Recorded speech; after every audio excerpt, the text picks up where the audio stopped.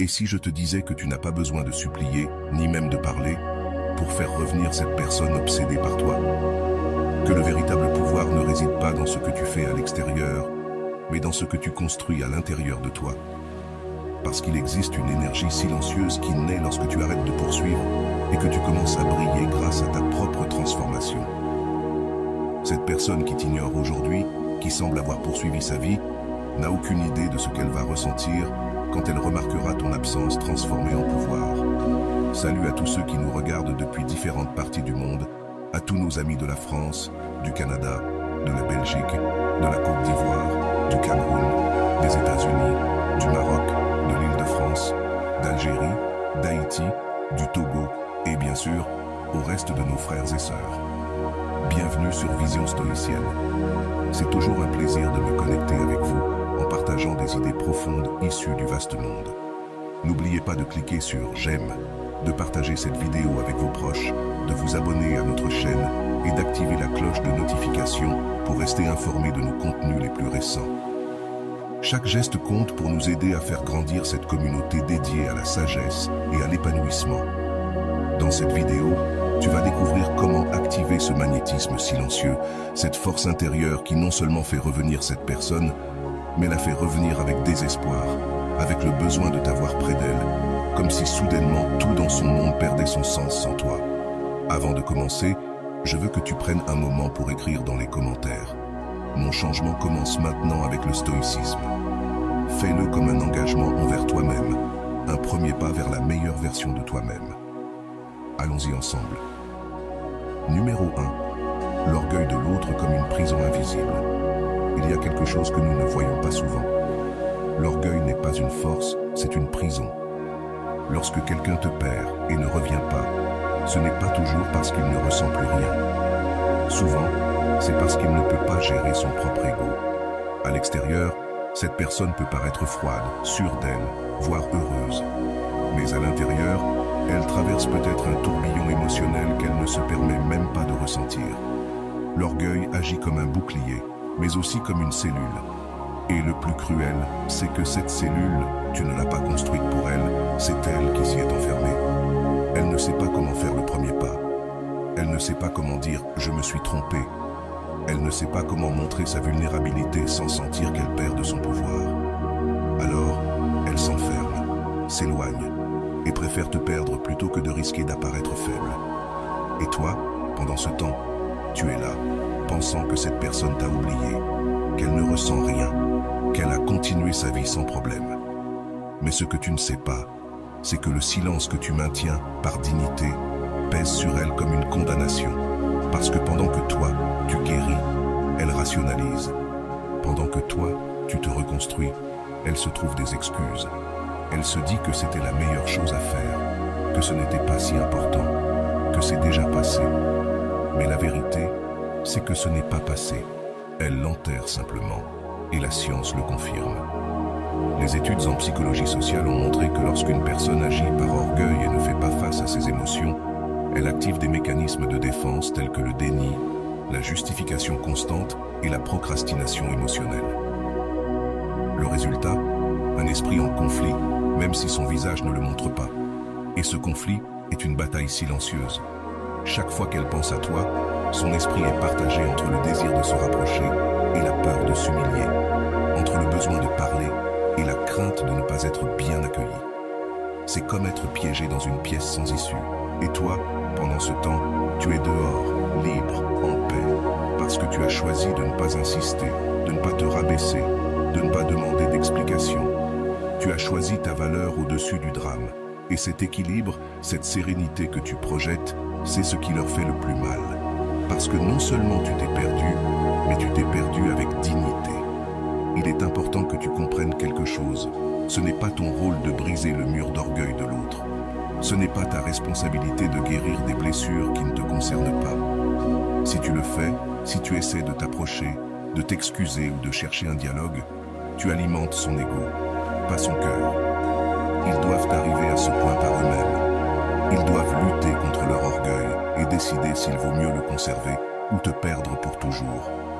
Parce que si tu brises ce silence, ils l'interpréteront comme une faiblesse, comme un signe qu'ils te tiennent encore.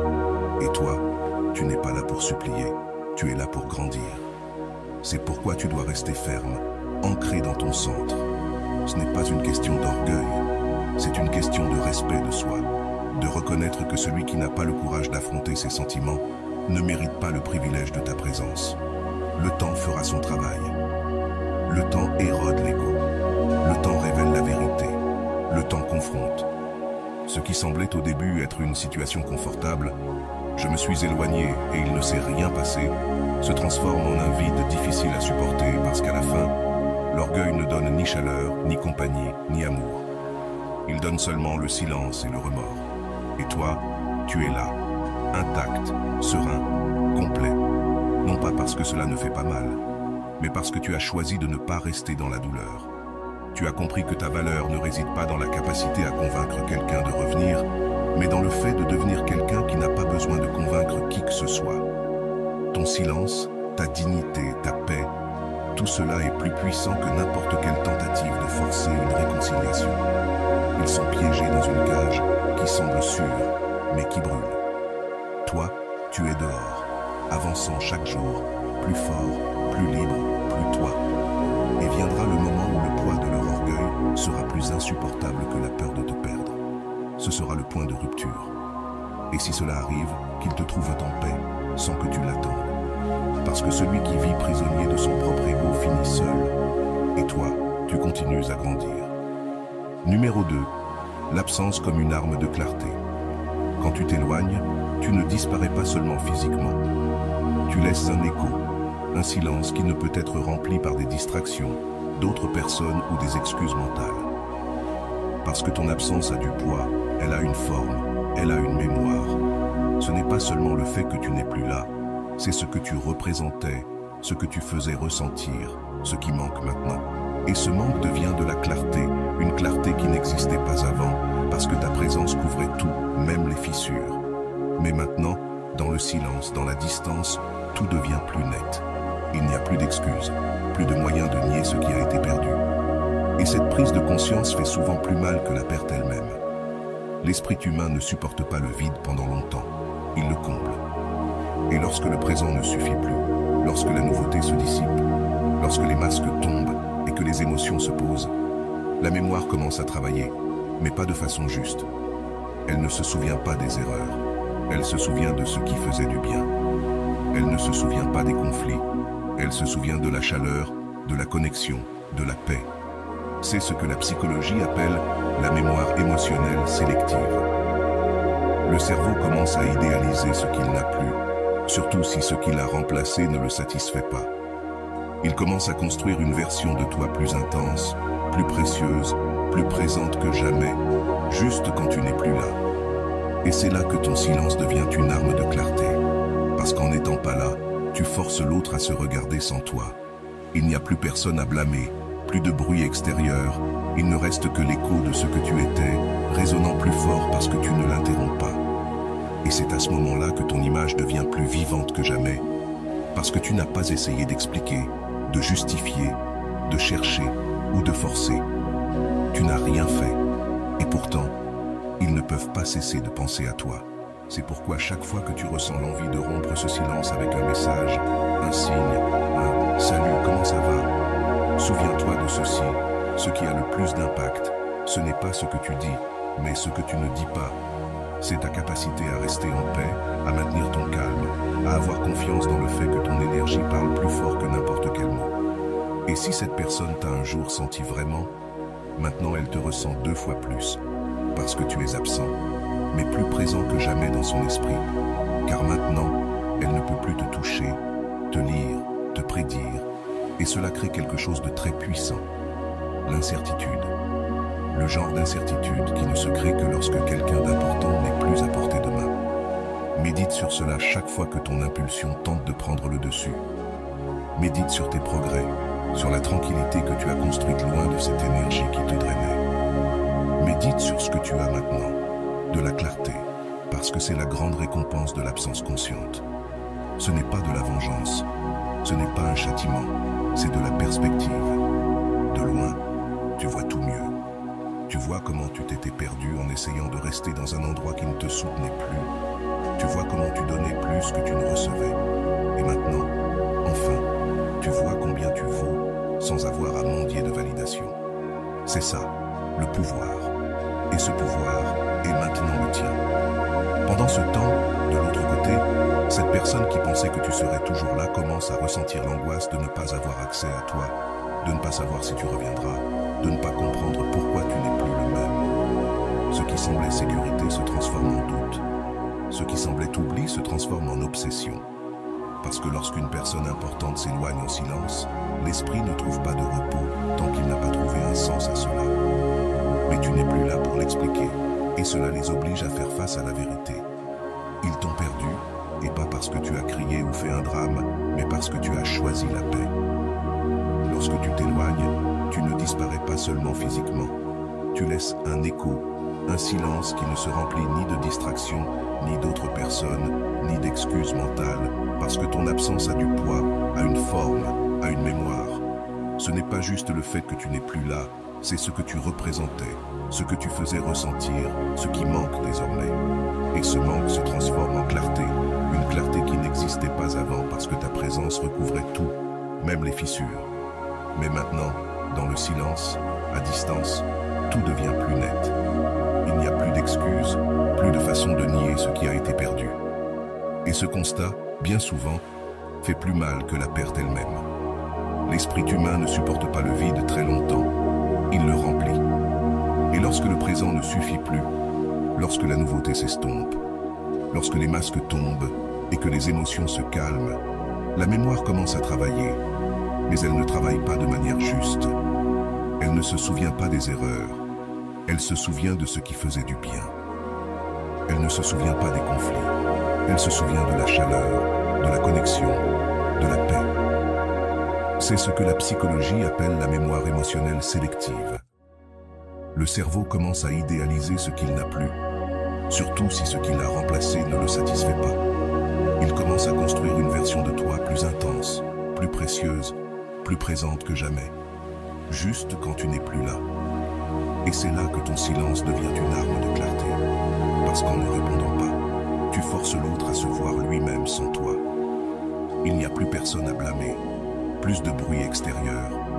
Il reste l'écho de ce que tu étais, résonnant plus fort parce que tu ne l'interromps pas. Et c'est à ce moment-là, lorsque ton silence reste intact, que ton image devient plus vive que jamais, parce que tu n'as pas essayé d'expliquer, de justifier, de chercher ou de pousser. Tu n'as rien fait, et pourtant, ils ne peuvent pas cesser de penser à toi. C'est pourquoi chaque fois que tu ressens la tentation de rompre ce silence avec un message, un signe, un salut, comment ça va? Rappelle-toi ceci, ce qui a le plus d'impact, ce n'est pas ce que tu dis, c'est ce que tu ne dis pas. C'est ta capacité à rester en paix, à maintenir ton calme, à avoir confiance que ton énergie parle plus fort que n'importe quel mot. Et si cette personne t'a un jour ressenti vraiment, maintenant elle te ressent 2 fois plus, parce que tu es absent, mais plus présent que jamais dans son esprit. Parce que désormais, elle ne peut pas te toucher, te lire, te prédire. Et cela génère quelque chose de très puissant, l'incertitude. Le genre d'incertitude qui ne se crée que lorsque quelqu'un d'important n'est plus à portée. Médite sur cela chaque fois que ton impulsion veut te faire céder. Médite sur tes progrès, sur la tranquillité que tu as construite loin de cette énergie qui te drainait. Médite sur ce que tu as maintenant, la clarté. Parce que c'est la grande récompense de l'absence consciente. Ce n'est pas de la vengeance, ce n'est pas une punition, c'est de la perspective. De loin, tu vois tout mieux. Tu vois comment tu étais en train de te perdre en essayant de rester dans un endroit qui ne te soutenait plus. Tu vois comment tu donnais plus que tu ne recevais. Et maintenant, enfin, tu vois combien tu vaux sans avoir besoin de mendier de la validation. C'est ça, le pouvoir. Et ce pouvoir est à toi maintenant. Pendant ce temps, de l'autre côté, cette personne qui pensait que tu serais toujours là commence à ressentir l'angoisse de ne plus avoir accès à toi, de ne pas savoir si tu vas revenir, de ne pas comprendre pourquoi tu n'es plus le même. Ce qui semblait sécurité se transforme en doute. Ce qui semblait oublié se transforme en obsession. Parce que lorsqu'une personne importante part en silence, l'esprit ne se repose pas tant qu'il n'a pas trouvé un sens à cela. Mais tu n'es plus là pour l'expliquer, et cela les oblige à faire face à la vérité. Ils t'ont perdu, et pas parce que tu as crié ou fait un drame, mais parce que tu as choisi la paix. Numéro 3. Le silence comme reflet de pouvoir. Il y a un moment où le silence cesse d'être absence et devient une déclaration puissante. Ne pas répondre, ne pas se justifier, ne pas courir après quelqu'un qui n'a pas su t'apprécier. C'est le plus grand acte de dignité que tu puisses t'offrir. Le silence n'est pas un vide, c'est une stratégie. C'est la manière la plus élégante de dire « je ne joue plus au même niveau ». Tandis que tu choisis le chemin du calme, celui qui t'a perdu commence à sentir le bruit de ton absence plus fort que n'importe quelle réclamation. Parce que lorsque quelqu'un disparaît sans scandale, sans adieu dramatique, sans chercher de l'attention, l'impact est bien plus profond. Ton silence devient un miroir dans lequel l'autre doit se regarder, et bien souvent, il n'aime pas ce qu'il voit. Et c'est que le cerveau humain ne supporte pas le manque de clôture. La neuroscience a prouvé que lorsque quelqu'un s'éloigne sans explication, les circuits du cerveau qui traitent l'incertitude passent en alerte. La personne commence à analyser chaque souvenir, chaque message, chaque mot que tu as pu dire, cherchant des indices. Ce qui était sûr avant, ton attention constante, tes réponses immédiates, est désormais devenue une inconnue qui consomme de l'énergie émotionnelle. Pourquoi n'écrit-il plus? Pourquoi ne réapparaît-il pas? Que va-t-il penser? Cet inconnu est comme une graine qui grandit et grandit, arrosée par le doute, la culpabilité et l'orgueil blessé. Sans rien faire, sans rien dire, tu deviens une pensée récurrente, une plaie qui ne se referme pas parce qu'elle n'a pas de réponse. Et là réside la clé, ne pas donner de réponse. Le véritable pouvoir du silence ne réside pas dans la disparition par rancune, mais dans la fermeté de ta décision de ne pas réagir, de ne pas chercher d'explication, ni d'en offrir. Le silence devient magnétique quand il est cohérent, quand ce n'est pas une pause momentanée en attendant une réaction, mais une décision ferme qui émane de l'auto-soin. Parce que cesser de parler ne signifie pas que tu n'as rien à dire, cela signifie que tu as compris que tout ne mérite pas une réponse, et cette compréhension t'élève. C'est pourquoi, si tu veux pratiquer cette vertu stoïque du silence comme reflet de pouvoir, tu dois commencer par une règle claire. Éliminer tout contact réactif. Ne consulte pas ses réseaux, ne réponds pas à ses messages, même si la curiosité te brûle. Ne demande pas des nouvelles de cette personne. Ne fais pas de sous-entendus, même déguisés. Pratique le détachement comme un entraînement mental. Et chaque fois que l'anxiété voudra te pousser à rompre le silence, respire et répète. Mon silence a du pouvoir, car il en a. Ton absence pèse plus que ta présence quand elle est ferme, quand elle est maintenue avec dignité, quand elle ne se brise pas au premier stimulus. Avec le temps, ce qui semblait être de l'indifférence se transforme en un message clair. Je ne suis plus disponible émotionnellement. Je ne suis plus quelqu'un avec qui l'on peut avoir un accès facile. Et cela, sur le plan émotionnel, est plus attirant que n'importe quelle démonstration désespérée d'amour ou d'affection. Parce que ce qui est rare est précieux, ce qui n'est pas garanti est plus désiré. Et tu deviens cette personne qui a cessé de supplier et qui a commencé à inspirer le respect. Une personne qui n'a pas besoin de parler pour être écoutée, ni de courir après pour être rappelée. Une personne qui est devenue inoubliable, simplement parce qu'elle a su se taire au bon moment. C'est ça, le secret. Il ne s'agit pas de disparaître en attendant que l'autre réagisse, mais de t'éloigner pour te retrouver toi-même. Le silence te permet de guérir, de te reconstruire, de revenir à toi, et dans ce processus, ironiquement, tu deviens plus présent que jamais dans l'esprit de celui qui t'a perdu. Parce que la véritable punition n'est pas ta colère, ni tes reproches, ni tes larmes, c'est ton absence. Une absence si ferme, si digne et si sereine qu'elle crie plus fort que n'importe quel mot. Il n'y a plus de place pour toi ici. Et ce cri silencieux est celui qui résonne le plus fort. Numéro 4. La douleur silencieuse de celui qui observe sans agir. Ils sont là, mais tu ne les vois pas. Ils te regardent, mais de loin. Ils te manquent, mais ne le disent pas. Ils écrivent des messages qu'ils n'envoient jamais. Ils repassent les conversations. Ils se demandent ce que tu fais, avec qui tu parles, mais ils ne font rien. Leur orgueil les enferme dans une cellule de silence qui, bien qu'au début elle semblait une armure, est aujourd'hui une prison sans issue. Tandis que toi, tu choisis la paix, eux, ils luttent luttent contre une bataille intérieure qu'ils ne savent pas comment gagner.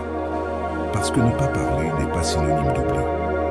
Bien souvent, c'est simplement un symptôme de peur, de blocage, d'une émotion qu'ils ne savent pas comment gérer sans perdre le contrôle. Et ce n'est pas qu'ils ne ressentent rien, ils ressentent bien plus que ce qu'ils laissent paraître. Mais cet orgueil leur murmure qu'ils ne doivent pas céder, qu'ils ne peuvent pas risquer de paraître faibles, que revenir serait perdre une bataille imaginaire.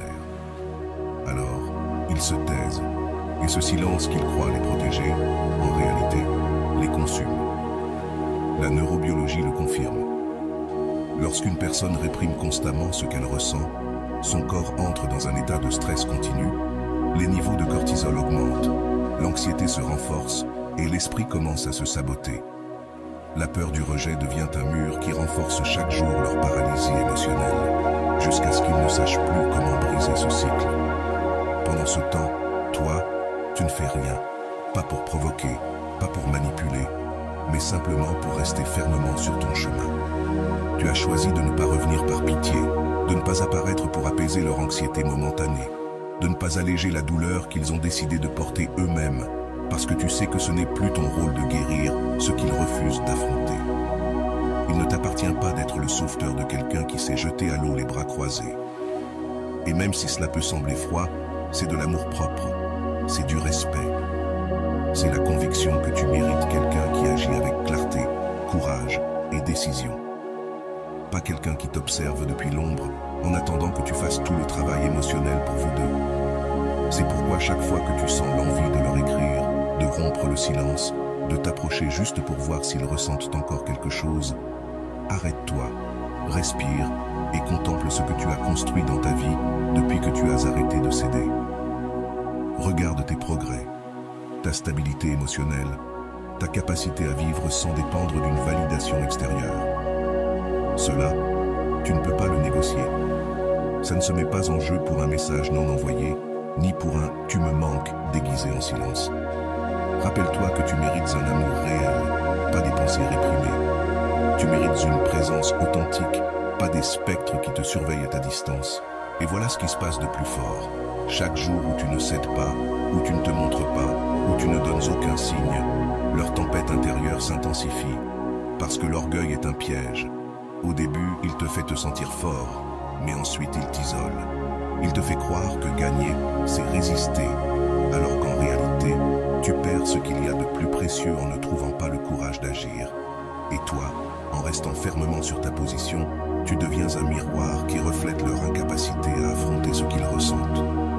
Pendant que tu grandis dans la sérénité, eux se désintègrent dans le silence qu'ils ont eux-mêmes choisi. Ne te trompe pas, cela ne veut pas dire que tu souhaites leur douleur. Tu comprends simplement qu'il y a des batailles qui ne te concernent pas, qu'il y a des leçons que l'on apprend uniquement lorsque l'autre touche le fond, qu'on ne peut pas porter la croissance émotionnelle de quelqu'un qui refuse de mûrir. Et donc, tu continues, sans haine, sans rancune, mais avec une fermeté qui devient inébranlable, parce que tu sais que tous ceux qui t'ont perdu par orgueil, tôt ou tard, se souviendront avec douleur de ce qu'ils ont eu et n'ont pas su protéger. Et si un jour ils reviennent, que ce soit pour la clarté, pas pour la culpabilité. Qu'ils viennent avec des actions, pas avec des regards tristes ni des paroles non dites, car toi, tu n'es pas revenu par besoin. Tu es revenu à toi, et dans ce retour à ta paix, tu as trouvé la liberté de ne plus avoir à sauver qui que ce soit. Lorsque tu t'éloignes et que tu ne donnes plus de signes, quelque chose commence à se produire dans l'esprit de celui qui t'a perdu. Ils ne peuvent plus te voir, ne savent plus comment tu penses, ni accéder à ton monde comme avant. Et cela, au lieu de les faire t'oublier, déclenche une réaction complètement différente. Ils commencent à t'imaginer, à te reconstruire mentalement, à remplir les vides avec des souvenirs, des suppositions, des désirs et même des regrets. Mais ce qui est curieux, c'est que cette image qu'ils ont désormais de toi n'est plus toi. C'est une fantaisie, une version déformée et idéalisée, construite non pas avec des faits, mais avec des besoins. Parce que quand quelqu'un ne peut plus t'avoir, le cerveau s'occupe de transformer ton absence en une histoire qui ne cesse de se répéter. Et ce n'est pas une supposition, la psychologie cognitive l'explique clairement. Le cerveau déteste les espaces vides. lorsqu'il n'y a pas de nouveaux stimuli ou d'interaction pour aider à traiter ce qui s'est passé, l'esprit prend ce qu'il se souvient et le mélange avec ce qu'il désire.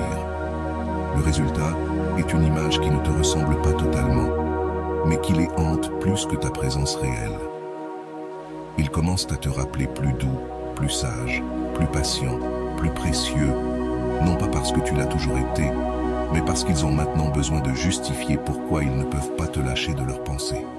Et cette nécessité est puissante, car toi, dans le silence, tu es devenu un mystère.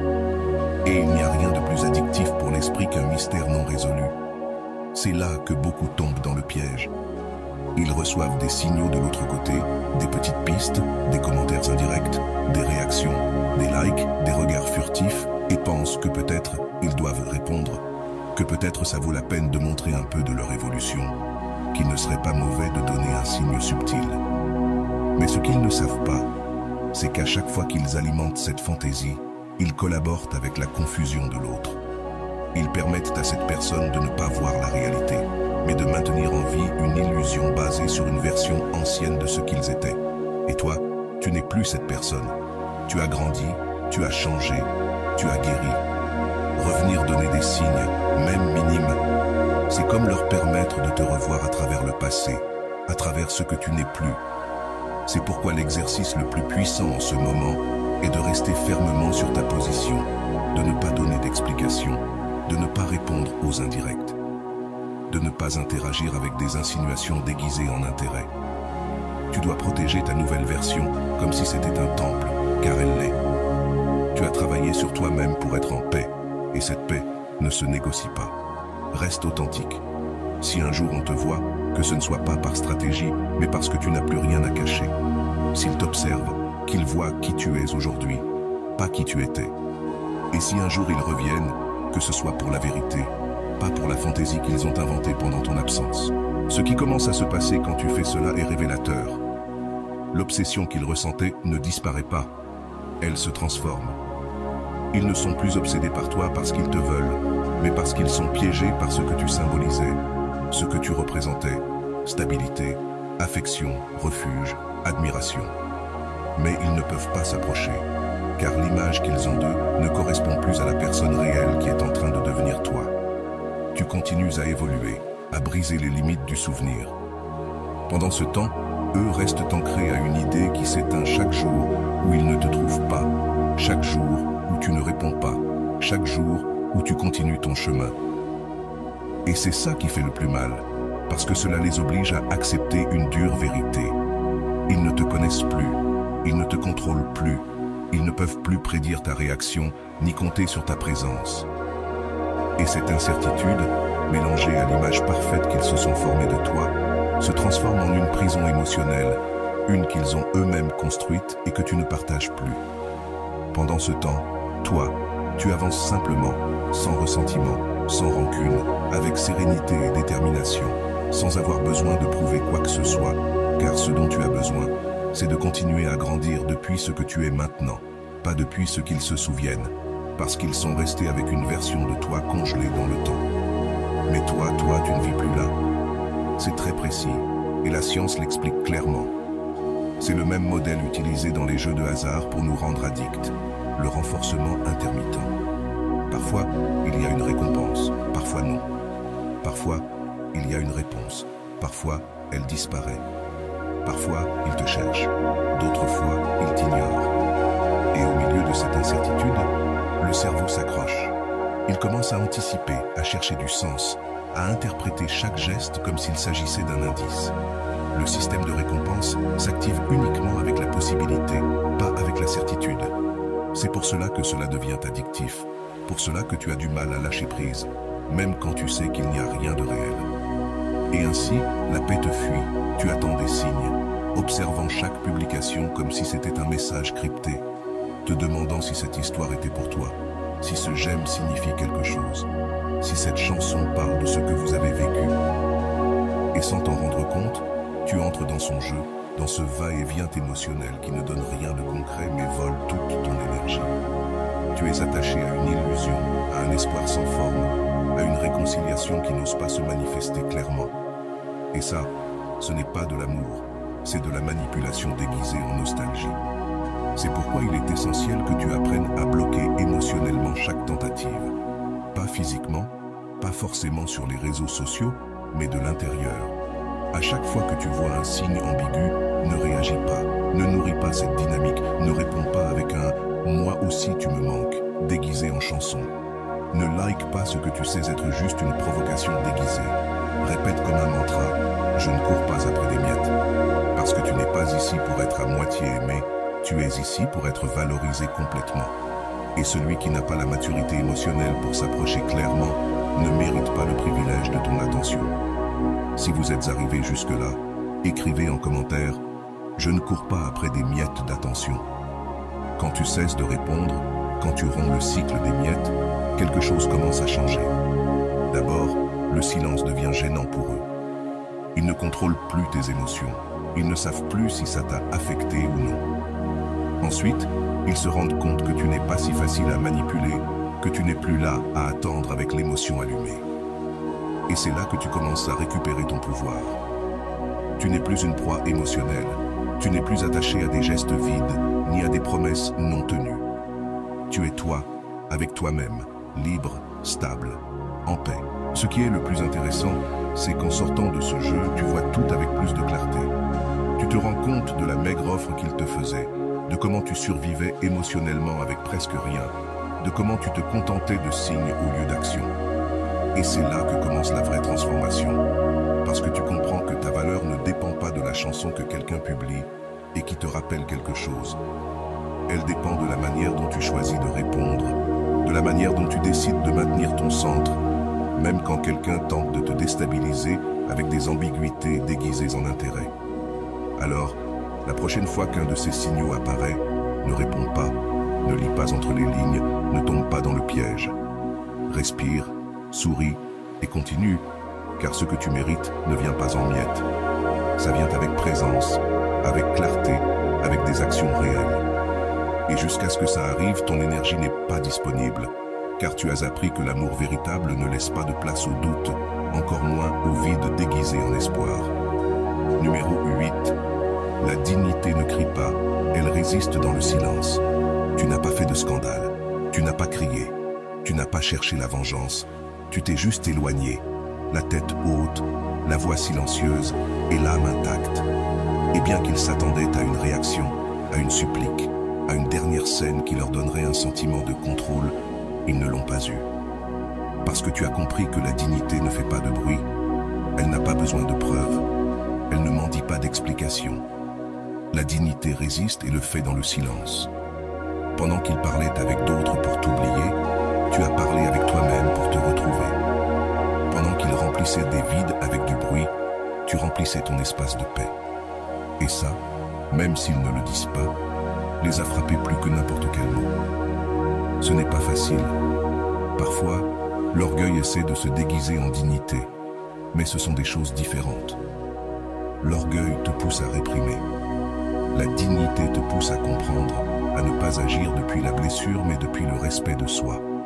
Parce que tu aurais pu chercher, tu aurais pu dire tout ce que tu as gardé pour toi, tu aurais pu lancer des vérités comme des couteaux, mais tu ne l'as pas fait. Et dans cet acte de retenue, de tempérance, de maîtrise de soi, tu t'es rendu plus fort, plus attrayant, plus respectable. La psychologie le confirme, les personnes qui savent se retirer calmement, sans avoir besoin de confrontation, projettent une stabilité émotionnelle qui ne s'oublie pas.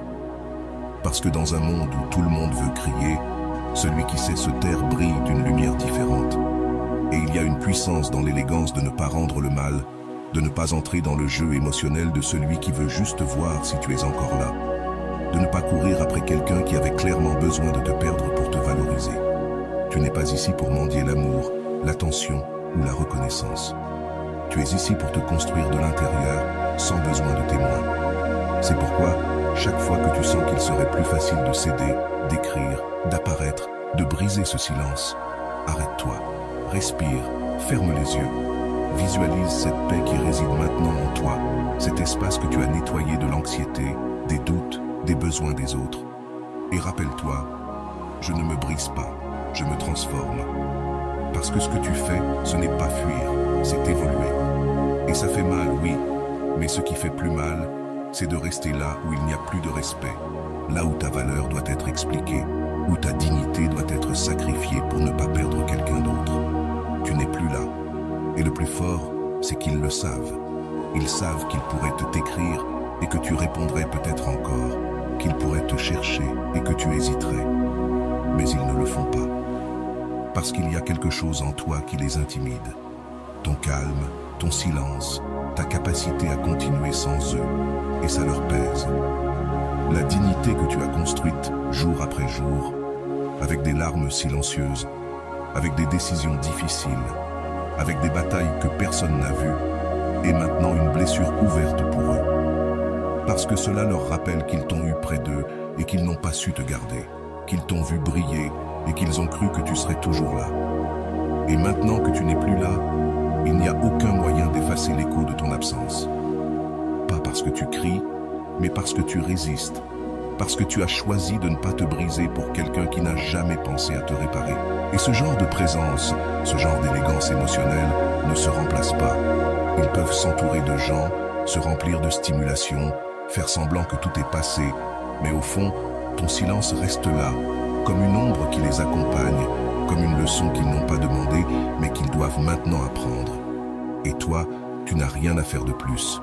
Il te suffit de rester ferme, intègre sur ton chemin. Parce que tu n'es plus là pour prouver quoi que ce soit, même pas que tu vaux quelque chose.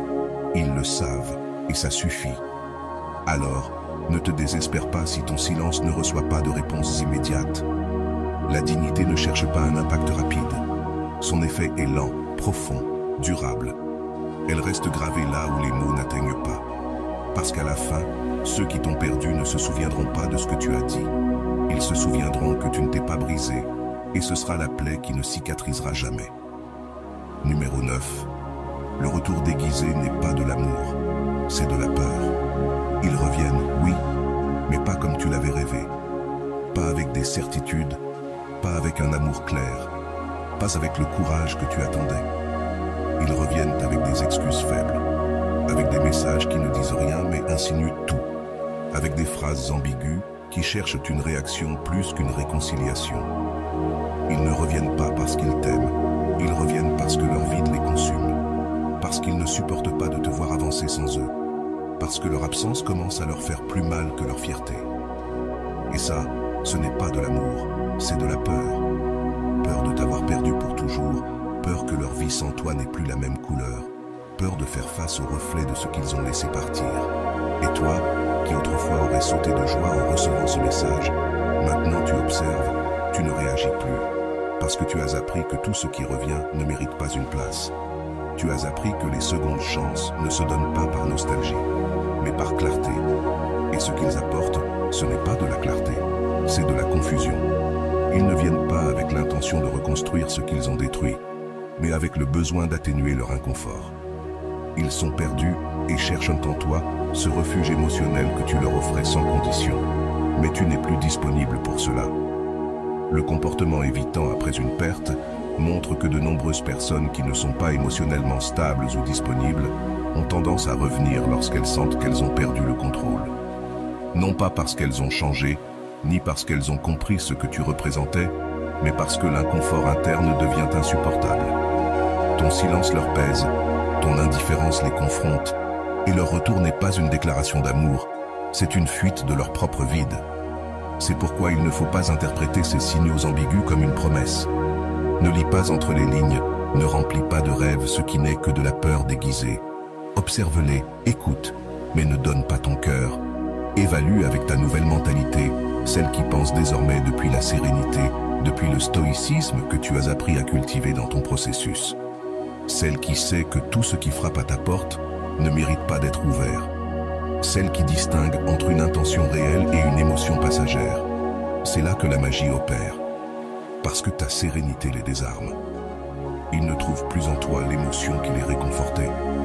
Ils ne voient plus cette personne qui courait pour interpréter leurs signaux, qui répondait immédiatement, qui se contentait des actions. Ils voient quelqu'un de nouveau. Quelqu'un qui ne se plie pas pour un bonjour. Quelqu'un qui a appris à s'aimer tellement qu'il n'a plus besoin de miettes pour ressentir quoi que ce soit. Et cela pour eux est un coup. parce qu'ils s'attendaient à autre chose. Ils s'attendaient à ce que ton cœur batte encore pour eux comme avant. Et maintenant, ils découvrent qu'il bat pour toi. T'appelles et confronte. Parce que tu ne cries pas, tu ne réclames pas, tu ne reproches rien, tu écoutes simplement à distance. Et cette tranquillité les oblige à se regarder dans le miroir, à faire face à tout ce qu'ils n'ont pas résolu, à comprendre que tu n'es plus au même endroit qu'avant.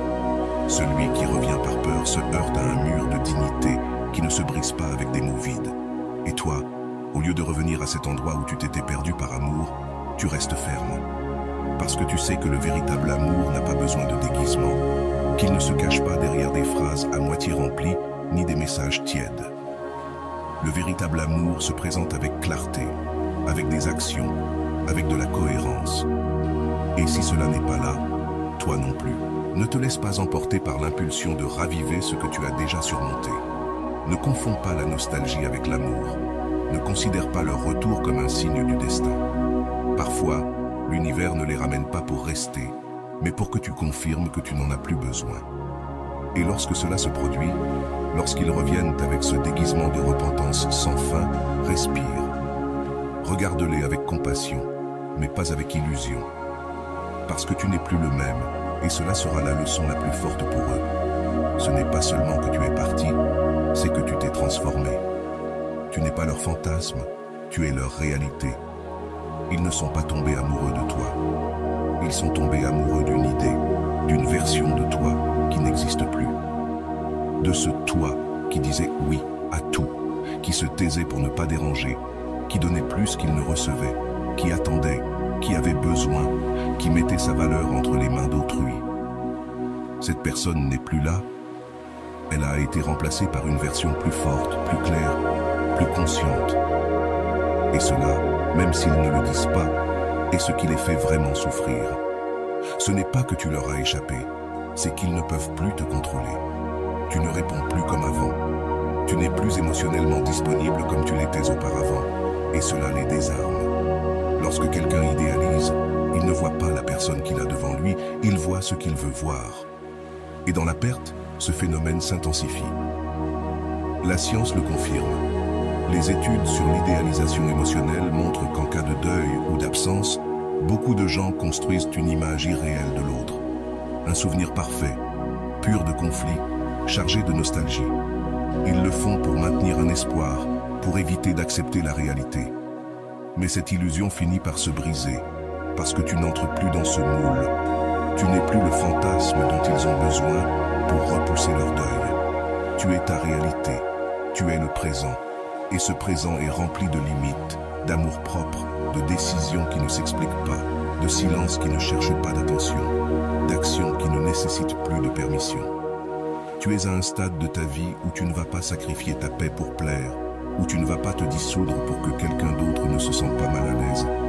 Et même s'il te rappelle comme cet être qui donnait tout, il se heurte à quelqu'un qui se choisit d'abord. Et cela, pour ceux qui étaient habitués à te voir toujours disponible, est déroutant. C'est pourquoi il est fondamental que tu ne recules pas, que tu ne cèdes pas à la tentation de revenir à ce vieux rôle, juste pour correspondre à leur nostalgie. Rappelle-toi chaque jour que tu n'es pas là pour soutenir les illusions d'autrui. Tu n'es pas le refuge émotionnel de quelqu'un qui t'aimait comme tu étais, mais pas comme tu es maintenant. Écris ta vérité, affirme-la, agis selon cette nouvelle identité que tu as tant peiné à construire. Ne gomme pas tes progrès pour un message chargé de mélancolie. Ne trahis pas ta croissance pour un « tu me manques » qui cherche seulement ton ancien « toi ». Et tandis que tu restes ferme dans ton processus, ils commencent à entrer en crise. Ils cherchent la personne qu'ils ont connue et ne la trouvent pas. Ils essaient de te provoquer avec les mêmes mots, les mêmes attitudes, les mêmes jeux émotionnels. Et cela ne fonctionne plus. Tu ne réagis pas. Tu ne te laisses pas déstabiliser, tu ne leur donnes pas ce qu'ils attendent, et cela brise leur fantasme.